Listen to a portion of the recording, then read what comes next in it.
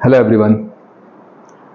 आज देखो आप must know questions from analytical chemistry chapter पूरा हमने पहले अपलोड कर दिया था, लेकिन चैप्टर में काफ़ी सारी चीज़ें हमने ऐसी बताई थी which you have to follow and there are some things which you don't have to follow. अब होता क्या है कि चैप्टर पढ़ लिया, अब क्वेश्चन नहीं समझ में आ रहे हैं कि कैसे क्वेश्चन आएंगे, क्या करना है। तो एक छोटा सा सलूशन हमने निकाला। हमने सोचा कि एनालिटिकल केमिस्ट्री के कुछ जितने भी टाइप के क्वेश्चंस हैं सारे हमने ये बहुत सालों के जो बोर्ड के क्वेश्चंस हैं उनमें से सिलेक्ट कर लिए हमने, जो अच्छे अच्छे कुछ रिपीटेड क्वेश्चन थे, कुछ अच्छे क्वेश्चन थे। लेकिन हुआ क्या कि अगर हम वैसे सारे क्वेश्चन कलेक्ट करते तो ये वीडियो बहुत लंबा बनता। तो हमने दो पार्ट केवल कवर किए हैं अभी, observation based and give balanced equation. बाकी का देखते हैं, अदरवाइज सेकेंड पार्ट में हम अपलोड कर देंगे। आप सोच रहे होंगे सर हमेशा कहते हैं ये वीडियो लंबा ना हो जाए, लंबा ना हो जाए, लेकिन सर के ज़्यादातर वीडियो बहुत लंबे होते हैं, कुछ 45 मिनट 1 आवर। लेकिन बेटा एक चीज़ सोचो, आप देखो ना कि हम कोई भी चाहे क्वेश्चन हो चाहे चैप्टर हो, इन डेप्थ में हम आपको एक्सप्लेनेशन देते हैं, तो भाई थोड़ा तो सेक्रीफाइस करना पड़ेगा। तो चलिए स्टार्ट करते हैं अपने पहले टाइप के क्वेश्चन में, जो है हमारा ऑब्जर्वेशन बेस्ड क्वेश्चन। ये हमने ऑब्जर्वेशन का एक अलग इंडिविजुअल वीडियो भी बनाया है, आप देखिएगा उसको।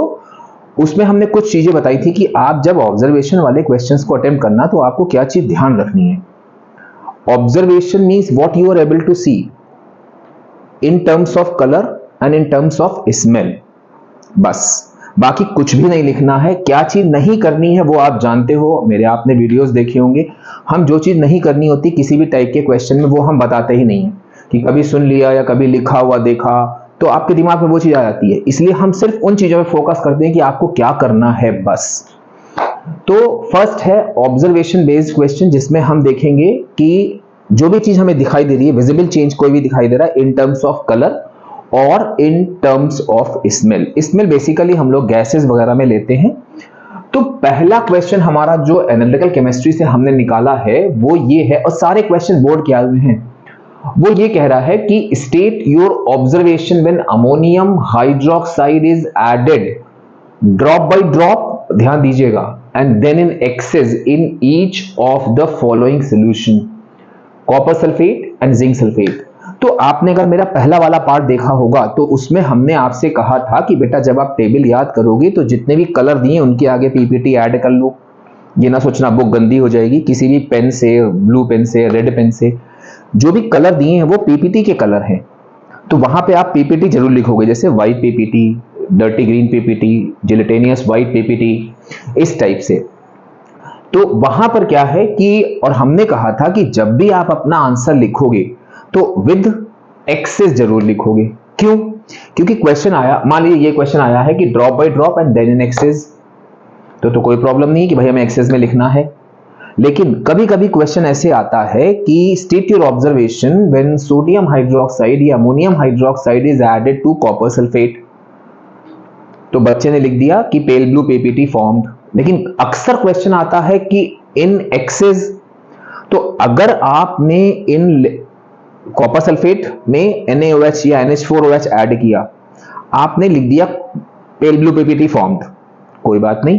लेकिन अगर एक्सेस में आया आपने केवल लिख दिया पेल ब्लू पीपीटी फॉर्म, तो आपके मार्क्स कट जाएंगे।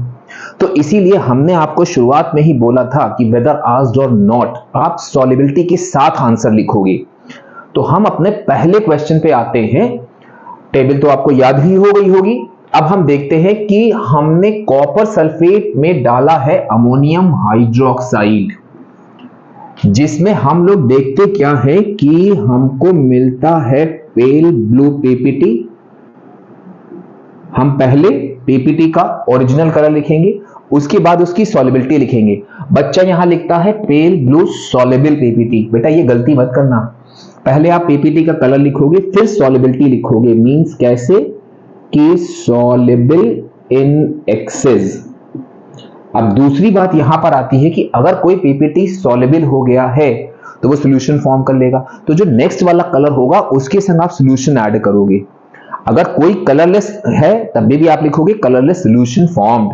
तो pale blue PPT formed, pale blue PPT formed soluble in excess and changes into, क्योंकि जब आप लिटिल अमाउंट में डालोगे तो पेल ब्लू पीपीटी मिलेगा, जब एक्सेस में कर दोगे तो changes into inky blue solution, inky blue solution.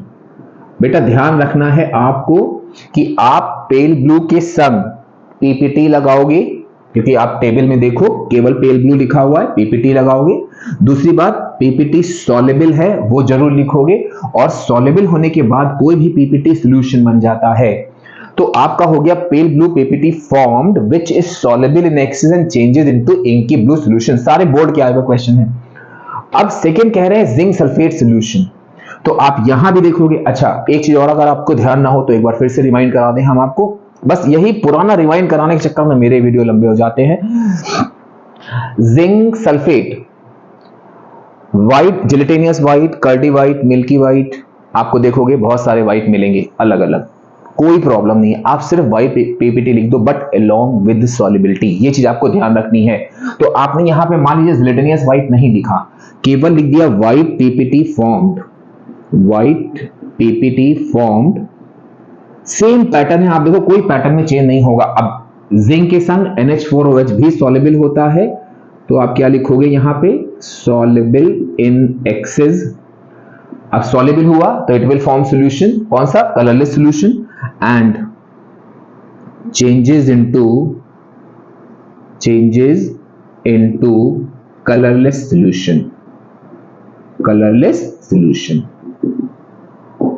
आप देखोगे इस टाइप के बहुत सारे क्वेश्चन नहीं, देखो जितने भी क्वेश्चन हैं आप चाहे अभी जितना यहां देखना, सिर्फ आपका जो 2 पेज का चैप्टर है, एक पेज आगे एक पेज पीछे, तो आप देखोगे सारे क्वेश्चन उसी पर बेस्ड हैं। भाई मान लो इन्होंने कहा ammonium hydroxide is added drop by drop till in excess in each of the following solution, उन्होंने दे दिया सोडियम हाइड्रोक्साइड कॉपर सल्फेट और जिंक सल्फेट के साथ। तो टेबल याद है, तो आप चाहे, हम आपको पैटर्न बता रहे हैं कि इस पैटर्न पे आपको आंसर लिखना है। फिर सेकंड आ गया action of sodium hydroxide solution यानी कि NaOH on ferrous sulphate solution. तो आप देखो फेरस या फेरिक, NaOH NH4OH के संग आपके दोनों, एक डर्टी ग्रीन एक रेडिश ब्राउन कलर देता है पीपीटी का, और वो इनसॉल्युबल होते हैं। तो आपको बस ये याद रखना है, यहां कह रहे हैं फेरस, और ferrous is your dirty green.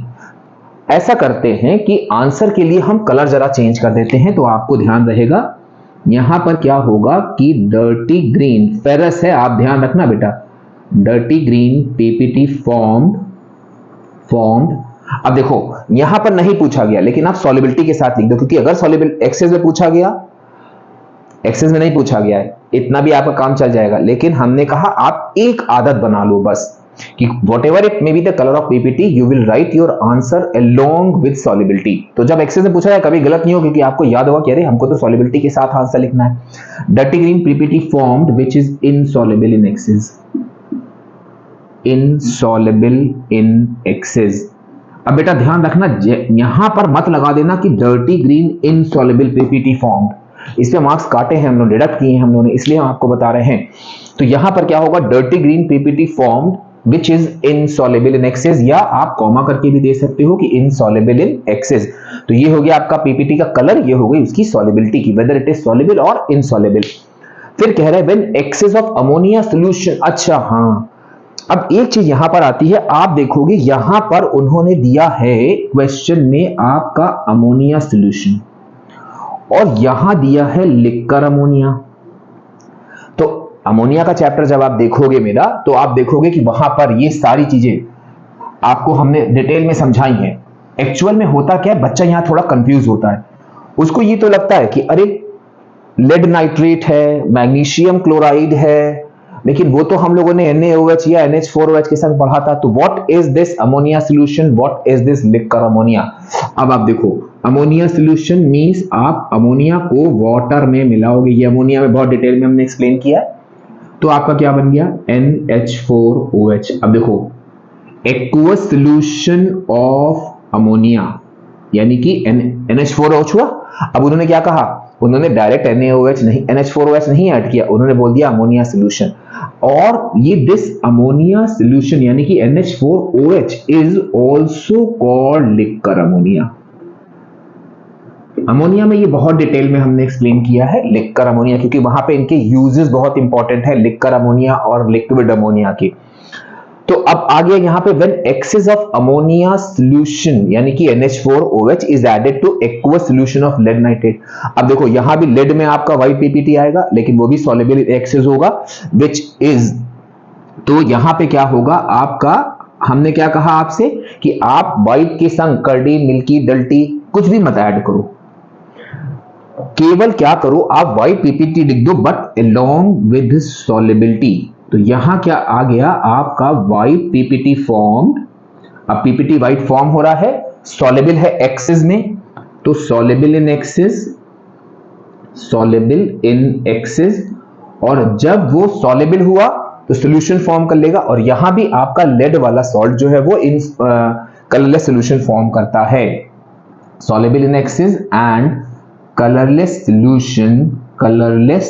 Solution formed. बेटा याद रखना, कोई भी पीपीटी अगर आपका सॉल्युबल है तो वो सॉल्यूशन फॉर्म करता है। हम लोग अक्सर देखते हैं खास करके कॉपर वाले में, बच्चा लिखता है pale blue colour form which changes into inky blue colour, zero.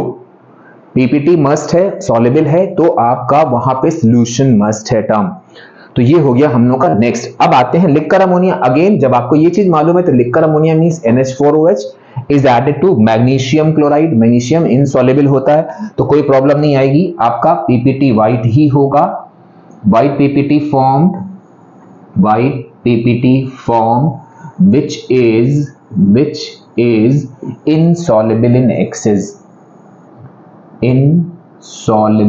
in excess, तो यहां पर देखो टेबल याद थी, आपको कोई प्रॉब्लम नहीं हुई, लेकिन आपको ये अदर नाम नहीं मालूम थे कि एक्वस सॉल्यूशन ऑफ अमोनिया क्या होता है, अमोनिया सॉल्यूशन क्या होता है, वो भी हमने आपको समझा दिया। अब आप टेबल यूज करो, फटाफट अपने आंसर लिखो। इधर हम जगह खाली करते हैं ताकि हम उधर कोई अगर ऐसी चीज आ जाए तो हम आपको यहां पर बड़े आराम से एक्सप्लेन कर सकें।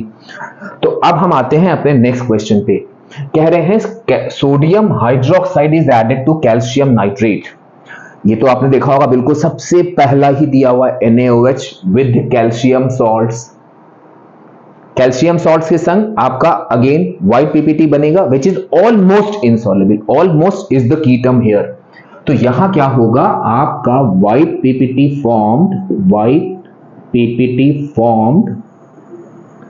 which is almost insoluble in excess। अब देखो ऑलमोस्ट पर हम इंफेसाइज क्यों कर रहे हैं, अभी इस पार्ट में तो नहीं, सेकेंड वाले पार्ट में हमने कुछ ऐसे क्वेश्चन भी लिए हैं जो आपके टेबल से कुछ अलग हटके हैं, कुछ एडिशनल क्वेश्चन टाइप के, जिसमें आपको बहुत ज्यादा, मतलब आप ये कह सकते हो कि they our brain storming questions, जिनमें आपका दिमाग हिल जाएगा कि क्या करें। तो आप देखोगे वहां पर एक साइड पे आपको 3 या 4, मैक्सिमम अभी तक 4 आए हैं, वैसे 3 आते हैं, मैक्सिमम 4 आए हैं, आपको आयन दिए होंगे, कैटायंस, और इधर जो है आपको white PPT soluble, white PPT insoluble, white PPT almost insoluble करके दिया होगा, आपको मैच कराना होगा। तो अगर ये आपको नहीं ध्यान होगा कि कैल्शियम के साथ सोडियम हाइड्रोक्साइड जो व्हाइट पीपीटी देता है वो ऑलमोस्ट इनसॉल्युबल, कंप्लीटली इनसॉल्युबल नहीं होता, ऑलमोस्ट इनसॉल्युबल इन एक्सेस होता है, इसलिए हमने यहां पर एम्फसाइज किया कि this almost is the key term here. Now when, अब देखो फिर से एक चीज आ गई, कॉस्टिक सोडा सॉल्यूशन। आप देखो हमने यहां भी लिखा हुआ है, इक्वेशन वाले में भी कॉस्टिक सोडा सॉल्यूशन, ये भी आपका कुछ नहीं, सिंपल सी चीज होती है कि जो आपका कॉस्टिक सोडा सॉल्यूशन होता है ये आपका NaOH होता है। तो अब यहां पे ये नहीं कि आपने सोचा NH4OH भी था, NaOH भी था, तो किसी से भी रिएक्शन नहीं करानी है, caustic soda solution means NaOH। अब हमको क्या करना है, FeCl3 में डालना है और PbNO3 होल ट्वाइस में डालना है NaOH को। तो अब आप देखो FeCl3 मींस फेरिक हुआ, that is reddish brown PPT, आपको टेबल याद है, आप टैली कर सकते हो उससे। जब इन क्वेश्चंस के आंसर देने बैठो, बुक खोल के, अभी नहीं याद हुई है टेबल तो आप बुक खोल के सामने रख लो, देख के केवल आंसर के पैटर्न आप टैली करो कि हाँ हमने जो चीजें हमने बताई हैं वैसे ही आपने लिखा है। तो यहां क्या होगा कि रेडिश ब्राउन पीपीटी फॉर्म्ड, और Fe+2 हो या Fe+3 हो, आपका ये हमने अपने वीडियो में एक्सप्लेन किया, छोटी सी एक टेबल बनाई थी कि वहां पर हमने कहा था कि पूरे टेबल अगर आपको याद करने का मन नहीं है तो आप केवल जितने भी सेम हैं उनको एक संग नोट कर लो, बाकी जो है आपके। तो reddish brown PPT formed which is insoluble in excess, ये हो गया। अब कह रहे हैं PbNO3 होल ट्वाइस। अब PbNO3 होल ट्वाइस NaOH में आपका सॉल्युबल होता है पीपीटी और कलरलेस सॉल्यूशन फॉर्म करता है, व्हाइट पीपीटी फॉर्म होता है। तो अगेन आप सेम पैटर्न पे आंसर लिखोगे, white PPT formed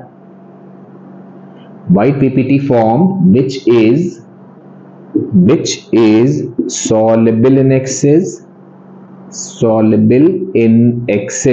and changes into colourless solution. तो ये हो गए आपके फर्स्ट टाइप के क्वेश्चन, जिसमें हम देखिए यहां पे आप कहोगे अरे सर आप तो कह रहे हो इतने सारे ईयर से छाटे केवल 6 ही क्वेश्चन मिले। भाई एक पन्ने के चैप्टर में आप सोचो एक छोटी सी टेबल से कितने क्वेश्चन बन सकते हैं, सारे क्वेश्चन वही। अब हमने यहाँ पे कॉस्टिक सोडा सॉल्यूशन है, मान लो हम कहें कि एक बार नेक्स्ट ईयर उन्होंने पूछ लिया कि NaOH solution is added to, तो सेम आंसर तो होगा आपका। बस आपको वो टर्मिनोलॉजी क्लियर होनी चाहिए कि what is caustic soda solution, what is ammonia solution, what is liquid ammonia, तो आप सारे क्वेश्चन बड़े आराम से कर लोगे। तो ये वो वाले क्वेश्चन हैं। अब आप कायदे से अगर आप देखो तो आप देखोगे सारे हमारे आयंस जो है वो कवर हो गए हैं हर एक में। कैल्शियम यहाँ हुआ, Fe+3 यहाँ हुआ, Pb+2 यहाँ हुआ, Cu+2 यहाँ हुआ था, Mg भी देख लिया था, मतलब सारा टेबल में से। बस केवल आपको ये ध्यान रखना है कि क्या कोई अदर नेम तो नहीं है NaOH या NH4OH का। तो ये हो गया आपका फर्स्ट टाइप का क्वेश्चन, जिसमें हम लोगों ने देखा कि हमको देखना है कि इससे ऑब्जर्वेशन। अब गिव बैलेंस इक्वेशन में कैसे क्वेश्चन है। अब आप सोचोगे अरे सर ये तो बड़ा डिफिकल्ट पार्ट है, इक्वेशन में तो भैया हालत खराब हो जाती है। हमने कहा कि अभी हम हैं तो हालत नहीं खराब होगी। आप एक चीज ध्यान रखना कि जितनी भी एनालिटिकल केमिस्ट्री की, एक बार हम फिर से रिपीट कर दें क्योंकि ये हमने अपने वीडियो में भी समझाया है आपको, मेन वाले वीडियो में। एनालिटिकल केमिस्ट्री में जितनी भी इक्वेशंस हैं, भाई आप देखो एनालिटिकल केमिस्ट्री में हमने क्यों बोला आपसे कि पीपीटी ऐड कर दो, और पीपीटी आपके शुरू में तो पीपीटी बनेगा। Precipitation reaction are always double decomposition reaction. तो जितने भी आपके कैटायंस दिए उनके कोई भी आप सॉल्ट ले लो, NaOH और NH4OH के संग डबल डीकंपोजिशन रिएक्शन देंगे, because precipitation is always double decomposition reaction. तो आपको यहां पर क्या करना है कि जो भी सॉल्ट आपको दिए हैं उनका आपको डबल डीकंपोजिशन रिएक्शन के थ्रू आपको आंसर देना है। देखो कह रहे हैं अमोनियम हाइड्रोक्साइड, एक ये तो फर्स्ट पेज की बात हो गई। अब सेकेंड पेज पे आते हैं। सेकेंड पेज में आपने देखा होगा एम्फोटेरिक ऑक्साइड, उनकी एल्कली के संग रिएक्शन, जिसमें आपके सॉल्ट बनते हैं mixed salt plus hydrogen gas evolve होती है। तो एम्फोटेरिक ऑक्साइड कौन से होते हैं, जो एसिड और बेस दोनों के संग रिएक्शन करके सॉल्ट एंड वाटर देते हैं। तो आप देखोगे, मतलब एक बार अगर आपको इन क्वेश्चंस में कुछ वो हो तो आप मेरा एनालिटिकल केमिस्ट्री का मेन वाला वीडियो देख लेना, तो उससे आपको फिर काफी सारी चीजें क्लियर होंगी और इन क्वेश्चन के आंसर देने में आपको और भी आसानी होगी। तो ammonium hydroxide is added to ferrous sulphate. अब फेरस मींस +2, तो यहां क्या होगा FeSO4 प्लस। अब इसमें हमने डाला NH4OH। अब ये नहीं कि मतलब देखिए हमने यहाँ पे 10 इक्वेशन के थ्रू पूरी इक्वेशन कवर करी है। आप देखोगे कहीं पर FeSO4 की NaOH के संग, कहीं पर FeSO4 की NH4OH के संग, बस यही घूम फिर के कोई भी सॉल्ट आपका होगा उसकी NaOH या NH4OH के संग अगर इक्वेशन आती है तो आपको डबल डीकंपोजिशन दिखा देना है बस। अब डबल डीकंपोजिशन में मींस ये प्लस हुआ, ये माइनस, ये प्लस, ये माइनस, दोनों के आयंस और रेडिकल्स आपस में एक्सचेंज कर दो, फॉर्मूला बस सही बनाना। तो यहां क्या बन गया Fe। अब देखो फेरस है यानी कि +2 वैलेंसी लेंगे तो जो हाइड्रोक्साइड होगा वो भी 2 होगा यहाँ पे, और तो जब OH हम 2 करेंगे तो अब विदाउट बैलेंसिंग कोई इक्वेशन 2 कर देंगे, नहीं लिखनी है। तो अब हम करेंगे NH4 होल ट्वाइस और SO4। ये लो, हम कहें कहां से प्रॉब्लम आ रही बताओ, ये पीपीटी, जितने भी हाइड्रोक्साइड आपके बनेंगे वो पीपीटी होंगे, आप उनके नीचे डाउनलोड एरो शो कर दो। अब sodium hydroxide with iron 2 chloride, तो अब यहां पर क्या हुआ कि आपने लिया NaOH प्लस। अब देखो, एक बार NaOH, एक बार NH4OH, घूम फिर के आपकी सारी इक्वेशन वही आनी है। आयरन 2 क्लोराइड यहां तो इन्होंने 2 मेंशन ही कर दिया, मींस FeCl2 गिव्स। अब देखो यहां पर Fe की 2 वैलेंसी इन्वॉल्व हुई है यहां पर, तो हम क्या करेंगे कि यहां पर FeOH होल ट्वाइस बनाएंगे प्लस, और आप देखोगे यहां बन गया 2NaCl। अब देखो फिर से ये हाइड्रोक्साइड बना, मींस इनसॉल्युबल होगा। अब कह रहे हैं KOH solution is added to zinc. अब देखो ये आ गया आपका सेकेंड वाले पेज से, क्यों? क्योंकि यहां पे जिंक ये वो मेटल है जिसका ऑक्साइड और हाइड्रोक्साइड एम्फोटेरिक होते हैं, तो हमने कहा था कि उन मेटल्स को आप लेना। हम फिर से रिपीट करेंगे कि आप मेरा मेन वीडियो पहले देख के तब इन क्वेश्चंस को देखो, तो ज्यादा ये चीज समझ में आएगी। जिंक एम्फोटेरिक मतलब ऐसा मेटल है जिसका ऑक्साइड या हाइड्रोक्साइड एम्फोटेरिक होते हैं, तो हम इसकी जब रिएक्शन KOH के संग कराएंगे, मींस एल्कली के संग कराएंगे, हमको mixed salt plus hydrogen gas evolve होगी। तो यहां पे क्या होगा आपका Zn plus KOH gives K2Zn। अब देखो यहां पे मिक्स्ड सॉल्ट क्या होते हैं? जिनके 2 कैटायन होते हैं। देखो यहां पे K प्लस भी है, Zn प्लस 2 भी है, तो ये ऐसे सॉल्ट आपके एलिमिनेट, जिंकेट, प्लम्बाइट, ये आपके मिक्स सॉल्ट कहलाते हैं। अब इनको हम बैलेंस कर दें, यहां पे 2 लगा दें। अब आप देख लो पूरा बैलेंस हो गया। अब नेक्स्ट आते हैं लेड नाइट्रेट। अब देखो फिर से वही चीज आ गई, lead nitrate with ammonium hydroxide. Ammonium hydroxide lead nitrate means double decomposition reaction, तो lead nitrate means PbNO3 whole twice plus NH4OH gives. अब देखो यहां भी Pb की संग 2 वैलेंसी यूज हुई है, तो आपका क्या बनेगा PbOH होल ट्वाइस प्लस, अब होल ट्वाइस है तो यहां 2 लग जाएगा OH के संग, तो अब हमारा क्या बन गया NH4NO3, और ये हो गया आपका 2। ये लो, अब देखो aluminium is warm with caustic soda solution. Caustic soda अभी हमने बताया NaOH होता है। अब एक चीज यहां पर आपको ध्यान रखनी होगी, हम तो फिर कह रहे हैं आपसे कि आप जो है पहले वाला पार्ट देख के मेरा जो मेन चैप्टर वाला है तब इन क्वेश्चंस को करना, और ज्यादा क्रिस्टल क्लियर बिल्कुल सारे आंसर हो जाएंगे। हम लोग जब इसकी रिएक्शन लेते हैं एल्यूमिनियम की NaOH के संग, तो बाकी कोई भी, अब देखो ये भी Al2O3 या AlOH होल थ्राइस आपका एम्फोटेरिक ऑक्साइड या हाइड्रोक्साइड फॉर्म करेगा, तो ये वो मेटल है जिसके ऑक्साइड या हाइड्रोक्साइड एम्फोटेरिक है, उसकी आपने NaOH के संग रिएक्शन कराई, तो हमको यहां पर क्या मिलता है? मिक्स्ड सॉल्ट मिलेगा प्लस हाइड्रोजन मिलेगी। लेकिन होता क्या है आप देखिएगा, उसमें हमने बहुत डिटेल में बताया इस चीज को, कि जब हम एल्यूमिनियम लेंगे, सिर्फ एल्यूमिनियम के साथ, वेदर इट इज NaOH और KOH, हम थोड़ा सा वाटर डाल देते हैं, तब ये रिएक्शन हमारी होती है NaAlO2 प्लस H2। ये आपको हम बार बार रिपीट करेंगे कि सिर्फ और सिर्फ आपको लेना है एल्यूमिनियम के साथ जब आप NaOH या KOH के संग रिएक्शन कराओगे, बाकी किसी में वाटर मत ऐड करना, ना Zn के संग ना आप Pb के संग, और डायरेक्ट क्वेश्चन कर देना। फिर कह रहे हैं aluminium oxide with sodium hydroxide. अब देखो, अब यहां पर आ गया आपका एल्यूमिनियम ऑक्साइड प्लस आपका आ गया सोडियम हाइड्रोक्साइड NaOH। अब आप सोचोगे अरे सर ये भी आपका बेस है, ये भी बेस है, रिएक्शन ही कहां होगी? हम कहेंगे क्यों नहीं होगी, ये आपका एम्फोटेरिक ऑक्साइड है, तो जब ये इसके संग रिएक्शन करेगा तो आपका सॉल्ट बनाएगा और वाटर बनाएगा। तो सॉल्ट यहां पर आपने क्या लिखा? Aluminium oxide means Al2O3 plus sodium hydroxide NaOH। Salt आपका वही फॉर्म होगा NaAlO2 प्लस H2, क्योंकि acid plus base give salt and water. तो यहां पर क्या है, आपको यहां कुछ नहीं करना होगा। हमने उस अपने पहले पार्ट में यही चीज बताई है कि जब आप कोई भी एम्फोटेरिक ऑक्साइड लोगे, उसमें अगर आप बेस डालोगे तो वो ऑटोमेटिकली आपका एसिड की तरह बिहेव करके सॉल्ट एंड वाटर देगा। इसमें अगर आप एसिड डालोगे तब भी आपका सॉल्ट और वाटर बनेगा, ये ऑटोमेटिकली आपका एसिड डालने पर एज अ बेस बिहेव करेगा, आपको कुछ भी नहीं करना है।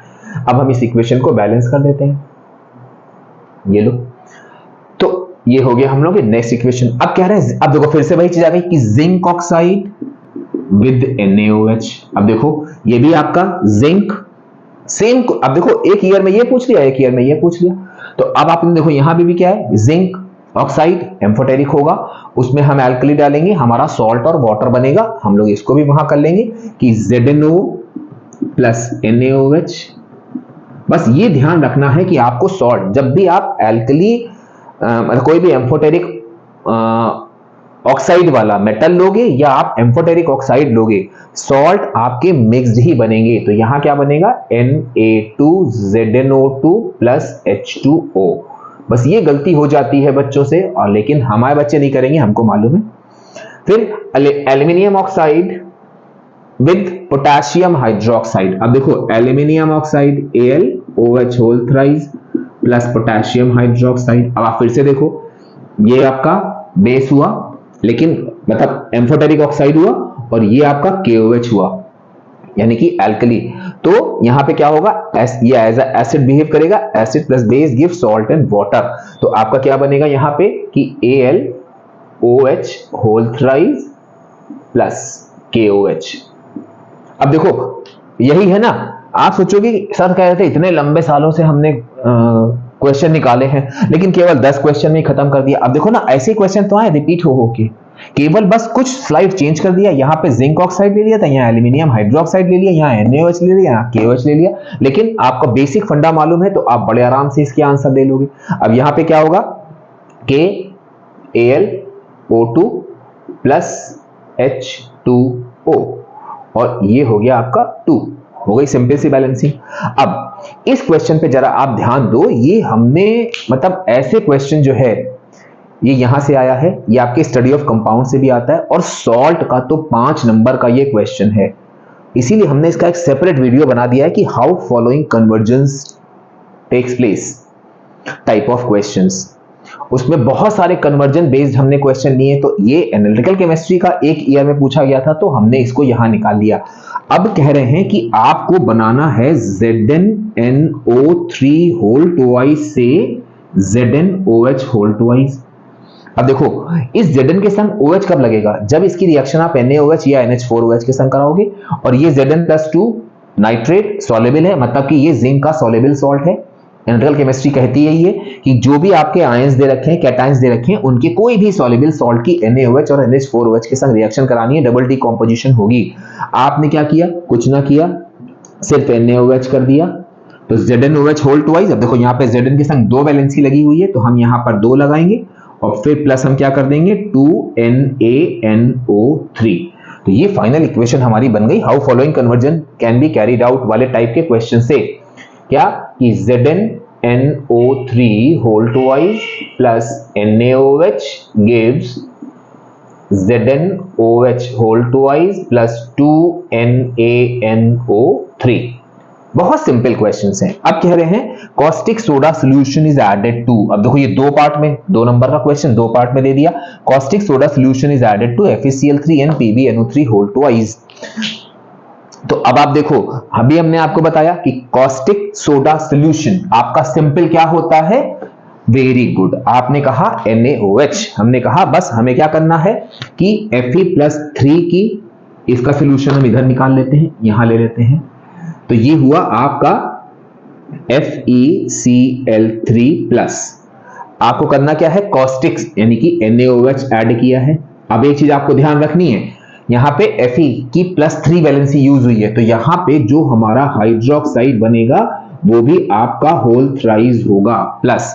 अब क्या बचा NaCl, तो 3NaCl, ये हो गया इसका A पार्ट।